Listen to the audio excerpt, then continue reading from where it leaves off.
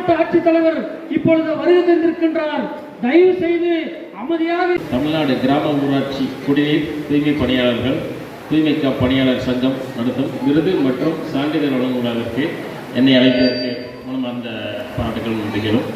பணிபுரியும் தூய்மை காவலர்கள் மற்றும் மேல்நிலை நீதித்தை தொற்றி ஆபரேட்டர் மற்றும் அனைத்து பணியாளர்களுடைய இந்த கூட்டமைப்புடைய மாநில தலைமைதான் மாநில தலைவர் அவர்களுக்கும்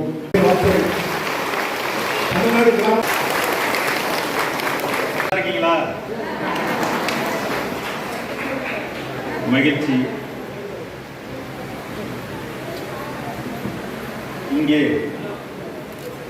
தமிழ்நாடு கிராம ஊராட்சி தூய்மை காவலர்கள் தூய்மை பணியாளர்கள் சங்கம் இங்கே வந்திருக்கக்கூடிய அனைத்து தூய்மை பணியாளர்களுக்கும் கௌரவப்படுத்தும் ஒரு விதமாகவும் ஊக்கப்படுத்தும் விதமாகவும் உங்களை எல்லாம் சந்திப்பதற்கும் கலந்து உறவாடுவதற்கும் ஒரு நல்லதொரு வாய்ப்பினை நல்கிய இச்சங்கத்திற்கு மாவட்ட ஆட்சியர் என்கிற முறையிலே இந்த மனமார்ந்த வாழ்த்துக்களை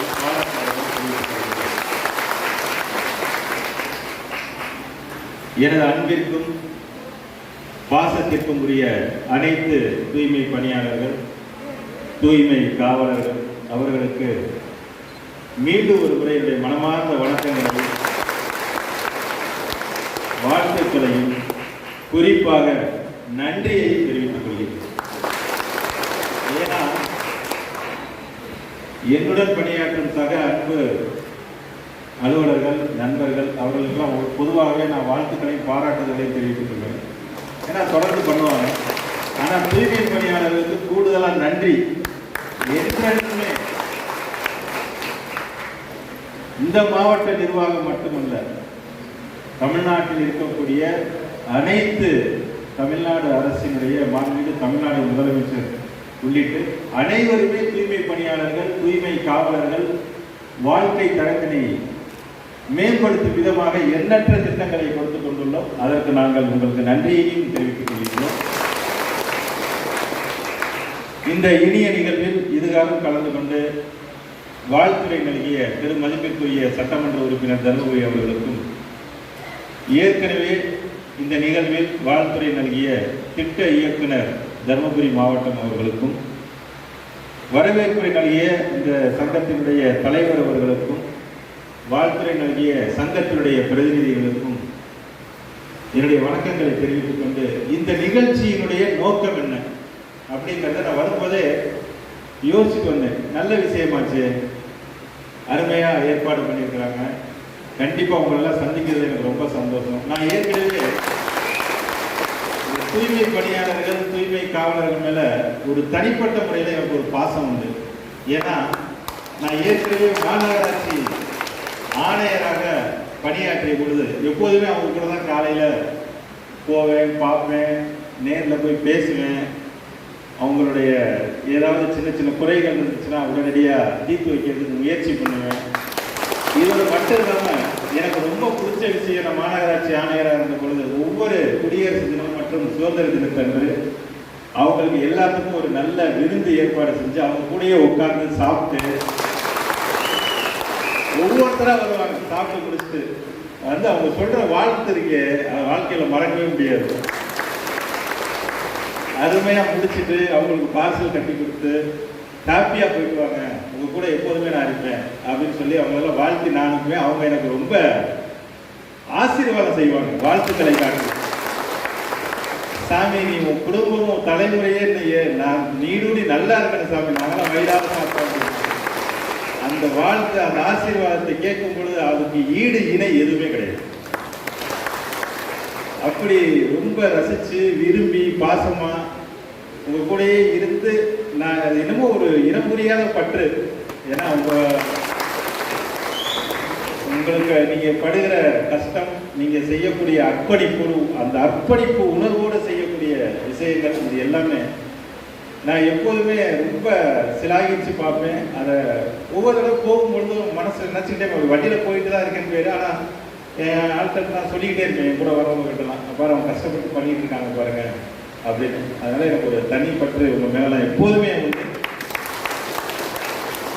குறிப்பாக தமிழ்நாடு அரசு தூய்மை பணியாளர்களுடைய நல வாரியம் அமைத்து அதற்கு தலைவரும் அமைத்து வாரிய தலைவரும் அமைத்து நிறைய திட்டங்கள் கொடுத்துட்டு இருக்காங்க. அந்த நல வாரியத்தில் இப்போ தருமபுரி மாவட்டத்தில் மட்டும் நம்ம மாவட்டத்தில் மட்டும் 1822 நலவாரிய உறுப்பினர்கள் சேர்க்கப்பட்டு அவர்களுக்கு எண்ணற்ற உதவிகள், குறிப்பாக அவர்கள் இயற்கை மரணம் பணியில் இருக்கும்போது எதுனா 5 லட்சம் ரூபாய் கொடுப்பதற்கும், இது மட்டுமல்லாமல் விபத்து ஏதாவது நேரிட்டால் யாராவது வேலை பார்த்துருக்கும்போது விபத்து ஏற்பட்டுச்சு அப்படின்னா அவர்களுக்கு 1 லட்சம் ரூபாய் நிவாரணமும், இதோட மட்டும் இல்லாமல் கை அல்லது கால் ஏதாவது பணியின் போது இழக்க நேரிட்டால் அதுக்கு அவர்களுக்கு 1 லட்சம் ரூபாய். அதோட மட்டுமல்ல, அவருடைய குழந்தைகள் 10வது படிக்கிறாங்க, பொம்பளை பிள்ளையாக இருந்தாலும் சரி, ஆண் குழந்தையாக இருந்தாலும் சரி, அவர்களுக்கு 1000 ரூபாய் உதவித்தொகை கொடுப்பது. இப்படி எண்ணற்ற கல்யாணத்துக்கு உதவித்தொகை, படிக்கிறதுக்கு உதவித்தொகை, ஈமச்சடங்குக்கு உதவித்தொகை, இறந்தால் உதவித்தொகை, விபத்து நடந்தால் உதவித்தொகை, இப்படி நிறைய திட்டங்களை நமக்கெல்லாம் கொடுத்துட்டு இருக்கோம். என்னுடைய அன்பான வேண்டுகோள், அனைவருமே இந்த நலவாரிய உறுப்பினரில் சேர்ந்து அந்த கார்டை பெற்றுக்கொண்டு உங்களுக்கு தேவையான அனைத்து உதவிகளையும் நிவாரணமாக நீங்கள் பெற்றுக்கொள்ள வேண்டும் என்பதுதான் என்னுடைய ஆசை. ஏன்னா அது ஒரு சப்போர்ட் நம்மளுக்கு. அதுக்கு சிறப்பு முகாம்களும் நான் அமைக்க சொல்லியிருக்கிறேன். அந்த சிறப்பு முகாம்களும் அந்தந்த பிளாக் லெவலில் உங்களுக்கு சிறப்பு முகாம்கள் அமைக்கப்பட்டு எல்லாத்தையும் உறுப்பினராக சேர்த்துருவோம். அவங்க குழந்தைங்க நல்லா படிக்கணும், அவங்க நல்லா எந்த விதமான நோய் நொடி இல்லாமல் நல்லா வாழணும் அப்படிங்கிறதுக்காக இந்த நல வாரியத்தின் மூலமாக எண்ணற்ற உதவிகளை தமிழ்நாடு அரசு கொடுத்து கொண்டிருக்கிறது. அதை தயவு செய்து நீங்கள் பயன்படுத்திக் கொள்ள வேண்டும். இந்த சங்கத்திற்கு என்னுடைய அன்பான வேண்டுகோள், இப்படி ஒரு நல்ல சிறப்பு முகாம்கள் ஏற்படுத்தி தருவதற்கு அந்தந்த அதாவது பிளாக் லெவலில் வீடியோட்ட சொல்லி நான் சொல்லிடுறேன். நீங்கள் அதை ஆர்கனைஸ் பண்ணி உங்களுக்கு உறுதுணையாக இருந்து அந்த வாரிய கார்டை வாங்கி. அடுத்ததாக ரொம்ப முக்கியமானது, நம்ம மதிப்பிற்குரிய சட்டமன்ற உறுப்பினர்கள் சொன்னாங்க, நம்ம எல்லாத்துக்குமே மெடிக்கல் கேம்ப் போட்டால் நல்லா இருக்கும்னு. ரொம்ப நல்ல விஷயம் தான். ஏற்கனவே 17/6/2025 நம்ம மெடிக்கல் கேம்ப்பு போட்டு கொடுத்துருக்குறோம். இதோட மட்டும் இல்லாமல் ஒவ்வொரு வருஷமும் 2 முறை ஒரு 6 மாத இடைவெளியில், ஏன்னா நார்மலாக 6 மாத இடைவெளியில் தான் அவங்களுக்கு ஏதாவது நோய்வாய்ப்பட்டு ஏதாவது இருந்துச்சுன்னா அவங்களுக்கு தெரிய வரும். அதனால 6 மாதத்துக்கு ஒரு முறை நம்ம மெடிக்கல் கேம்ப் பண்ணிட்டு இருக்கோம். இருந்தாலும் தேவைப்படும் பட்சத்தில் எங்களுக்கு ஒரு சிறப்பு, இப்போ உதாரணத்துக்கு மழை காலங்கள் வந்துருது, தொற்று நோய்கள் ஏற்படக்கூடிய வாய்ப்புகள் இருக்கு. ஏன்னா அதற்கூடவே தூய்மை பணியாளர்கள் அதிலேயே தான் நிறைய பணி புரிஞ்சுட்டு இருக்காங்க. அப்படின்னா அதுக்கு நம்ம சிறப்பு முகாம்களும் நம்ம கண்டிப்பாக அதை அமைச்சு நம்ம பண்றதுக்கு தயார். இதோட மட்டும் இல்லாமல் ரொம்ப முக்கியமாக ஏற்கனவே ஒரு கோரிக்கை நான் ஒவ்வொரு திங்கட்கிழமையும் மாவட்ட ஆட்சியர் அலுவலகத்தில் மக்கள் குறை தீர்க்கும் கூட்டம் நடத்தும். அது எல்லாத்துக்குமே தெரியும், நடக்கும். அதில் நிறைய ஒவ்வொரு வாரமும் ஒரு 500லேருந்து 600 பொதுமக்கள் தங்களுடைய குறைகளை தீர்க்கும் பொருட்டு அங்கே நிறைய மனுக்களை கொடுப்பது வழக்கம். அப்படி ஒரு தடவை ஒரு 3 நாள் தூய்மை பணியாளர்கள் வந்திருந்த போது எனக்கு, ஐயா நாங்கள் மாவட்ட ஆட்சியரை சந்திக்கிறதுக்கு எங்களுக்கு டைமே கிடைக்க மாட்டேங்குது, ஏன்னா நாங்கள் பகலெல்லாம் வெளியில் போயிடுறோம், அப்புறம் நாங்கள் வரும்பொழுது ஈவினிங்கில் ஐயா வேறு ஏதாவது இன்ஸ்பெக்ஷன் போயிடுறீங்க, எங்களை சந்திக்கிறதுக்கு ஏதாவது ஒரு வாய்ப்பு கொடுத்தீங்கன்னா ரொம்ப உதவியாக இருக்குன்னாங்க. உடனடியாக யோசித்தேன், இனிமேல் ஒவ்வொரு மாதமும் முதல் திங்கட்கிழமை, ஒவ்வொரு மாதத்துடைய முதல் திங்கட்கிழமை அந்த குறை தீர்க்கும் கூட்டத்தினுடைய கடைசி 1 மணி நேரம் தூய்மை பணியாளர்களுக்கு மட்டுமே அப்படின்னு சொல்லி ஏற்கனவே அதுக்கான ப்ரெஸ் ரிலீஸும் கொடுத்துருக்கிறேன். பத்திரிகை செய்திகளும் வெளிவந்திருக்குது. இப்போ நடந்துட்டு இருக்கு. இப்போ வர்றாங்க உங்களுடைய பிரதிநிதிகள்லாம் அன்னைக்கு கோரிக்கைகள் வைக்கிறாங்க. அது உடனடியாக அந்தந்த துறைகளுக்கு அனுப்பப்பட்டு அதை பண்ண. ஏன்னா தூய்மை பணியாளர்கள், தூய்மை காவலர்களுடைய நலனை காக்க வேண்டும் என்பது தமிழ்நாடு அரசு உறுதியாக இருக்கு. அதுல மாவட்ட ஆட்சியர் என்கிற முறையில் நானும் அதுல உறுதியாக இருக்கேன். உங்களுக்காக மட்டுமே தனியாகவே ஒரு குறை தீர்க்கும் கூட்டம் ஒவ்வொரு மாதத்தினுடைய முதல் திங்கட்கிழமை கடைசி 1 மணி நேரம் 10 மணிக்கு குறை தீர்க்கும் கூட்டம் நடக்குது அப்படின்னா ஏறக்குறைய ஒரு 12:30 1 மணி வரை மற்றவங்களுக்கு நடக்கும். 12:30லேருந்து ஒரு 1 மணி வாக்கில் பத்திரிகை நண்பர்களுக்கு நடக்கும். 1 மணிக்கு மேலே 1லேருந்து 1:30 1:45 வரைக்கும் எத்தனை பேர் நீங்கள் வந்தீங்கன்னாலும் அந்த தூய்மை பணியாளர்களுக்கு மட்டும் நடக்கும். அங்கே தூய்மை பணியாளர்கள் உங்களுக்கு தேவையான கோரிக்கைகள் ஏதாவது இருந்ததுன்னா நேரடியாக மாவட்ட ஆட்சியரை நேரடியாக சந்திச்சு நீங்கள் கொடுத்து உங்களுக்கு தேவையான குறைகளை கலைந்து கொள்வதற்கு ஒரு நல்ல முன்னெடுப்பும் இந்த மாவட்டத்தில் செய்யப்பட்டுள்ளது என்கிற ஒரு மகிழ்ச்சியான செய்தியும் உங்களுக்கு சொல்லிக்கொள்ள விரும்புகிறேன். ஏன்னா இப்படி ஒரு வாய்ப்பு உங்களுக்கு இருக்குன்னா நீங்க ஏன் அதை பயன்படுத்திக்க கூடாது? பயன்படுத்திக்கலாம்ல. இனிமே உங்களுக்கு தேவைன்னா நீங்க எப்போ வரணும்? ஒவ்வொரு மாதத்தினுடைய முதல் திங்கட்கிழமை நடக்கக்கூடிய மக்கள் குறை தீர்க்கும் கூட்டம். அதுக்காக மற்ற நாள்லாம் வரமாட்டேங்க சார் அப்படின்னா கண்டிப்பா வரலாம். நீங்க எப்ப வேணாலும் சந்திக்கலாம், மாற்றமே கிடையாது. ஆனா அந்த நாள் உங்களுக்காகவே நான் அங்கே இருப்பேன். நீங்க ஏதாவது கோரிக்கை கொடுப்பீங்க, உங்களுக்கு உடனடியாக அதை தீர்த்து வைக்கணும் அப்படின்னு உங்களுக்காகவே இங்கே மாவட்ட ஆட்சியர் காத்து கொண்டிருக்கிறார். எனவே நீங்கள் தாராளமாக அந்த ஒரு வாய்ப்பையும் நீங்கள் பயன்படுத்திக் கொள்ள வேண்டும் என்கிற ஒரு நல்ல செய்தியையும் இந்த தருணத்தில் தெரிவித்துக் கொள்கிறேன்.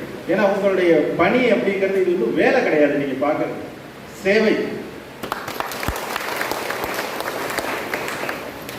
இந்த உன்னதமான பணியை செய்யக்கூடிய உங்களுக்கு அனைத்து விதமான அரசினுடைய திட்டங்களும் இதோட மட்டும் இல்லாம உங்களுடைய குடும்ப உறுப்பினர்கள், உங்களுடைய அண்ணன் இருப்பாங்க, தம்பி இருப்பாங்க, அப்பா இருப்பாங்க, மாமா இருப்பாங்க, சித்தப்பா இருப்பாங்க, கொழுந்தனார், யார் இருந்தாலும் கலைஞர் கைவினை திட்டம் அப்படின்னு சொல்லி அருமையான ஒரு திட்டத்தை இப்ப நம்ம தமிழ்நாடு அரசு கொடுத்துட்டு இருக்கு. அது தொடர்பாகவும் நீங்க திங்கட்கிழமை ஏதாவது மனுக்கள் கொண்டு வந்தீங்கன்னா அதுல உங்களுக்கு ரொம்ப கம்மியான இன்ட்ரெஸ்ட்ல ஏறக்குறைய 2 லட்சம் ரூபாய் வரைக்கும் சின்ன சின்ன தொழில்கள் பண்றதுக்கு உடனடியாக உங்களுக்கு மானிய விலையில லோன் கொடுத்து ஒரு தொழில் தொடங்குறதுக்கான ட்ரைனிங் 1 வாரம் கொடுத்து உங்களை பண்றோம். உங்க குடும்ப உறுப்பினர்களை பயன்படுத்திக்கிறீங்க.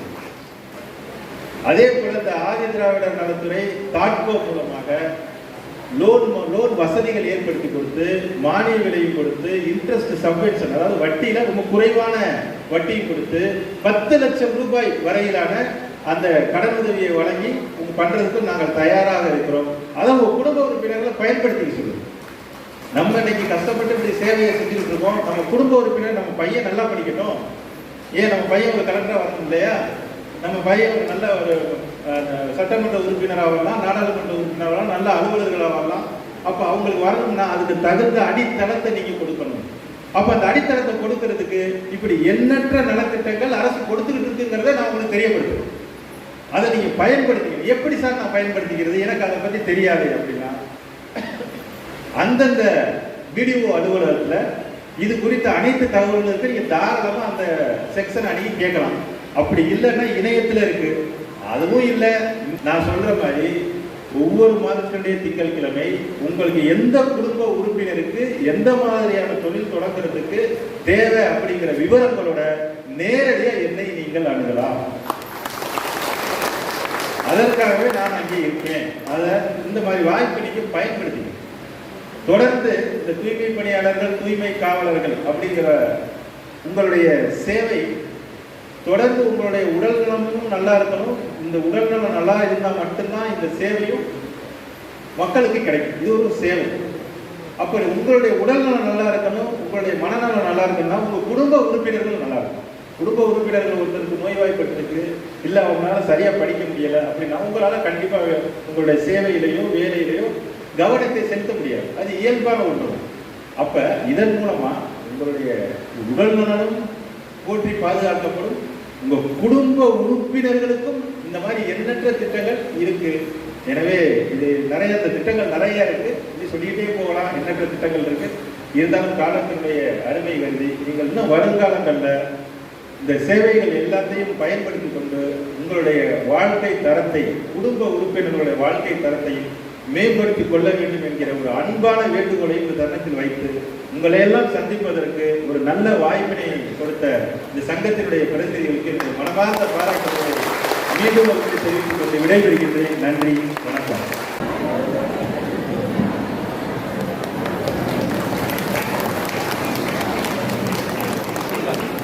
கூச்சல் குழப்ப வேண்டாம், அமைதியாக